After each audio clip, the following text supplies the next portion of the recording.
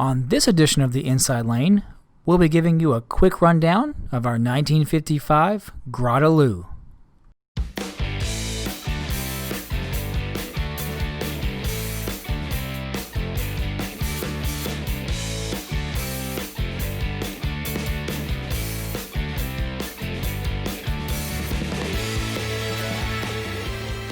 In post-World War II Europe, the economy was on the rebound, but obtaining a car was not an easy task.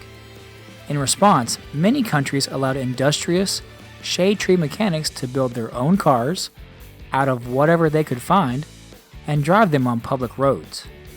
Why Monsieur Grataloup built this car is not really known. Perhaps he couldn't afford a car, or he just wanted to try his hand at building his own.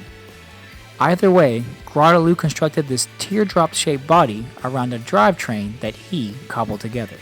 The engine compartment, sitting where a passenger would normally go, contains a 7.5 horsepower Villiers Mk.IV 247cc single-cylinder engine, probably from a B.S.A motorcycle. The chain-driven gearbox is a 3-speed unit from a René Gillet motorcycle.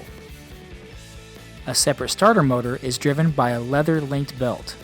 Grataloup used this as his everyday driver and seemed to have no plans to mass produce it.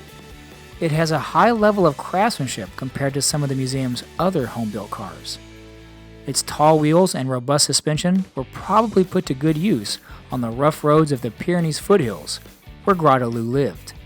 It was found in a Citroën garage in nearby Biarritz by its second owner, who apparently knew Monsieur Grataloup.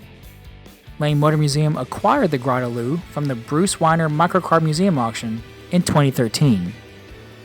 For more information on other cars from the museum's collection, check out our newest book, A Hobby Gone Wild, available for purchase at lanemotormuseum.org.